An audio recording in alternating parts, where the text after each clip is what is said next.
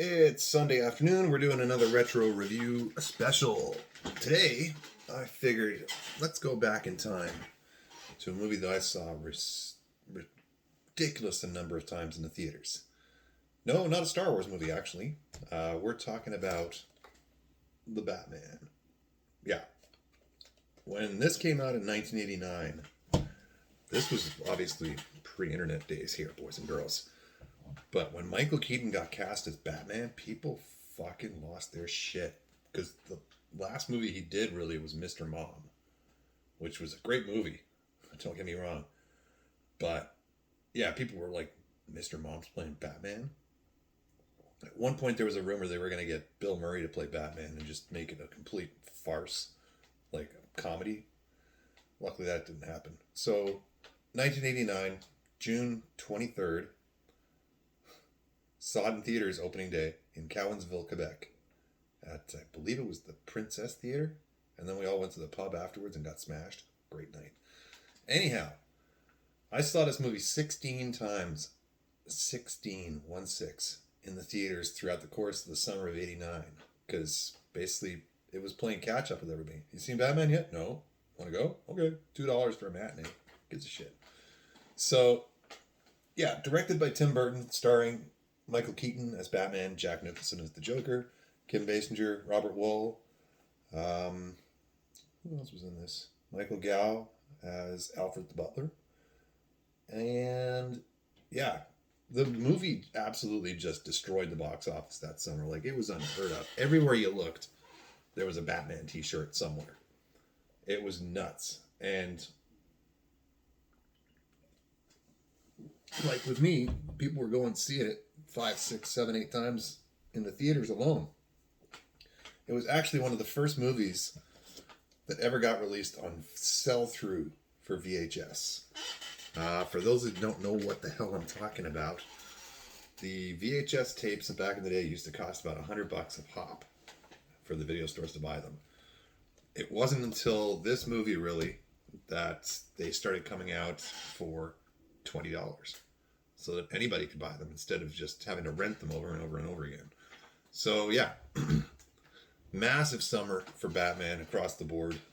Banners everywhere. Everywhere you looked. Like lunch boxes. I have trading cards somewhere in the cave here somewhere.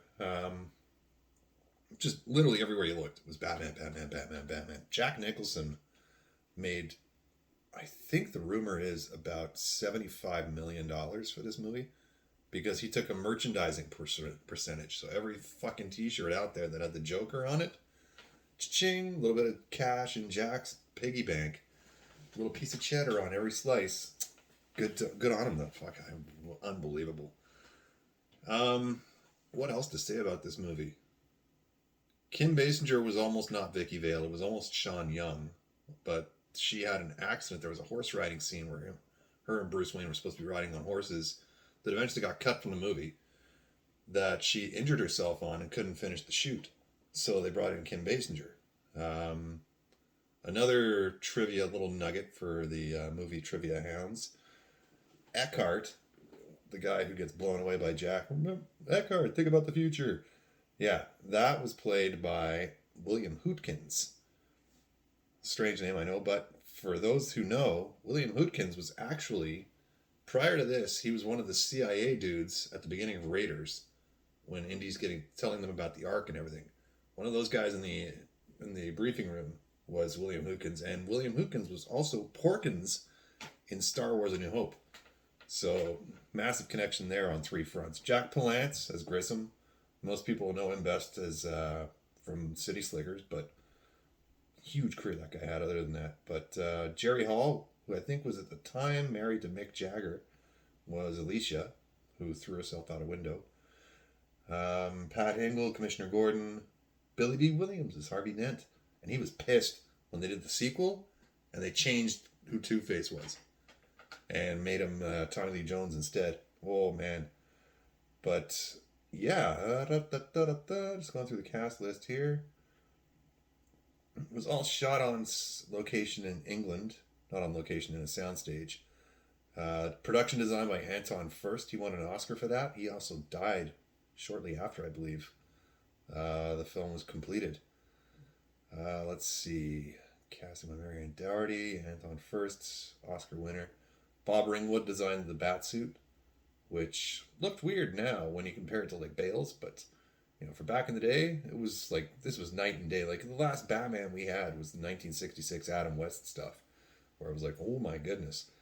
So this was a far cry. A lot of people were like, it's too dark. And it's like, well, Batman's a dark character. Don't mean to belittle it, but yeah, that's how it goes. So stunts, camera, and electrical. Warren Scarron and Sam Hamm wrote the script. Scarron actually helped with the Beetlejuice script. Also wrote Beverly Hills Cop 2. Sam Hamm, really, I think he wrote Batman Returns. And not much other than that, as far as I can tell here. No, Batman Returns, Batman, a couple of TV shows, Mantis, Never Cry Wolf. I remember that movie. Huh.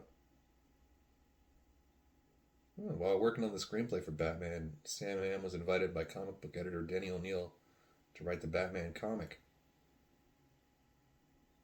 It was there that the character Ducard went on to feature prominently in Batman Begins. Cool. A little nugget of info there. And then obviously we've got Keaton coming back as Batman in the Flash movie, which I don't think anybody wants to see anymore, in June 2023.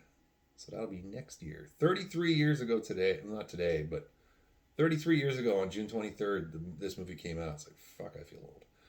But, I mean, I had the cowl, I had the t-shirts, I had the trading cards. I think I might have even bought a couple of the figures.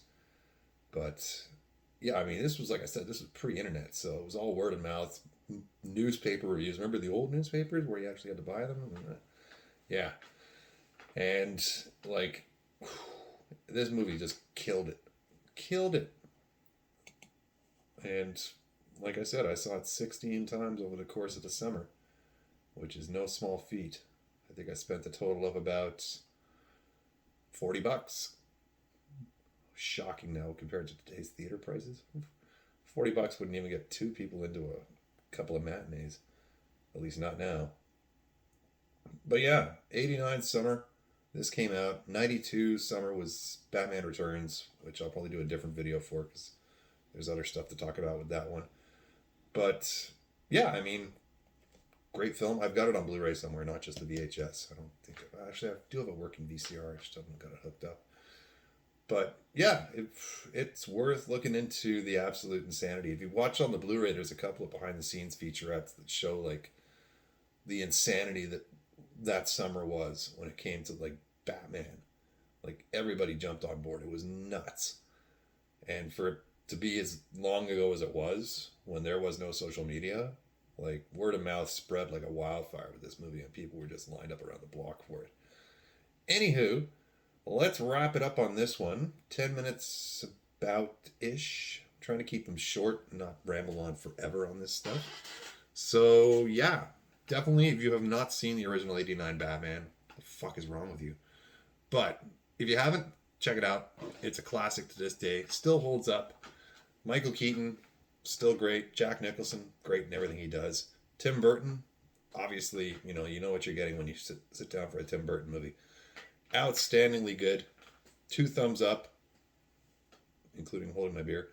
But yeah, like I said, if you haven't seen it, get cracking. On to the next one.